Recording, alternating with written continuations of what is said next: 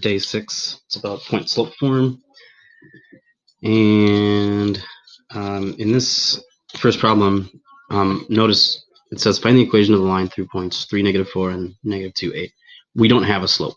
We just have 2 points. So it's kind of hard to work with. We need to recall that we have a slope formula of m is y2 minus y1 over x2 minus x1. It doesn't matter which point you want to label as, x1, y1, x2, y2. It could be vice versa. It doesn't matter. You'll end up with the same overall slope. So based on how I labeled it, I would have m is 8, it's y2, minus y1 minus a -4. So careful with your signs. And then -2 on the bottom, that's x2 minus x1, which is 3. And the top, minus and negative is really addition. So 8 plus 4 is 12. On the bottom, you're basically adding 2 negatives. You can change that to plus and negative if you wanted. And that'd be a -5 or -12 fifths. The only difference here is I just put the negative up front, allowing me the option to either say the negative's on top or the bottom instead of it being stuck on the bottom. So we got the slope. Then we could plug it into point slope form. This is one way to do it. I do want to show one more way. I could, if my overall goal is to get it into slope intercept form, here's what I could do. I could say, we know that it's y equals mx plus b. And what we don't have right now is a y-intercept. But x and y represent the set of all possible combinations of xy pairs of points, set of all points that are on this line that's created by these 2 points. And I found the slope between those 2 points. So I could just plug in either one of these points for x and y and then solve for b. That would give me my y-intercept, and I already have the slope, so then I would have a y-intercept or a slope-intercept form of the equation. Right now I have -12 over 5x.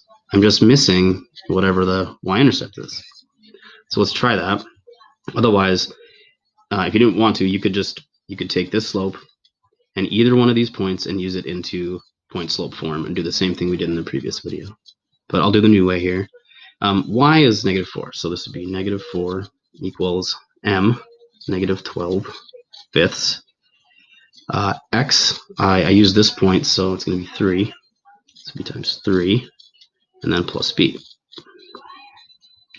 Now this looks a little messy. I mean, we're going to have, this looks like -36 over 5, and that's not fun to play with, but -36 over 5 plus b. And then to get this out of here, we're going to get b by itself. To get this out of here, we have to add it to the other side. So this problem's kind of unfortunate because we have a gross fraction here, but you could think of this instead. You could change it if you needed to, because we would be graphing, so maybe fractions aren't the best thing to have. You could say that this is 7.2 or -7.2 if you divided it. So maybe we'll think of it that way, -7.2. It's very messy. And so to get rid of the negative, we're going to add plus 7.2 to each side. And we should have 3.2 equals b. So this then would be 3.2. If you would have plugged in the other point, it doesn't matter. You'd get the same y-intercept, no matter which point you plugged in. So again, it's just about what your goal is. If your goal in this case was to get into slope-intercept, we could have done this. We could have just wrote the slope-intercept equation, plugged in one of the points for x and y, and used the slope to solve for our intercept. Then we have the 2 pieces of information that you needed to write slope-intercepts.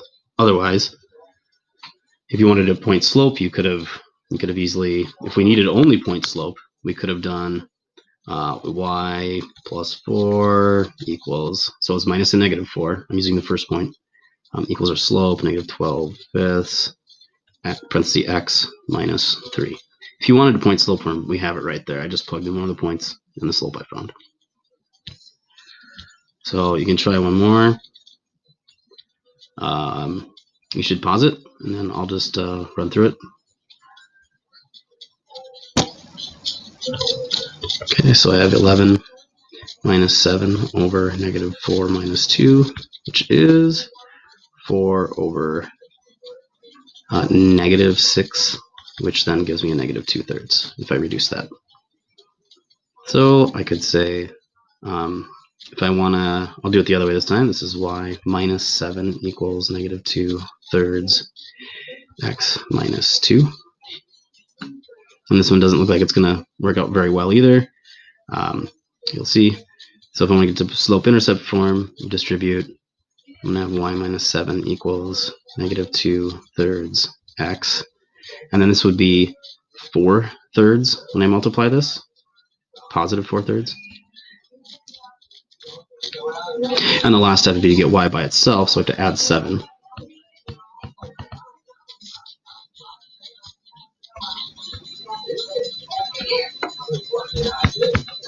Okay.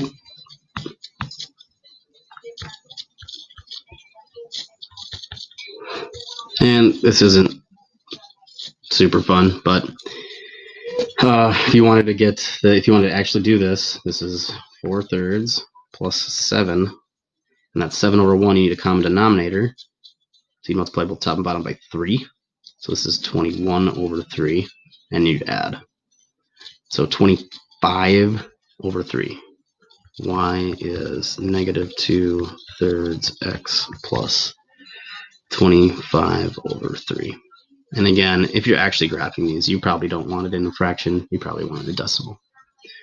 So I did that both ways. I did it one where you plug it into point slope and then solve for y to get the slope intercept.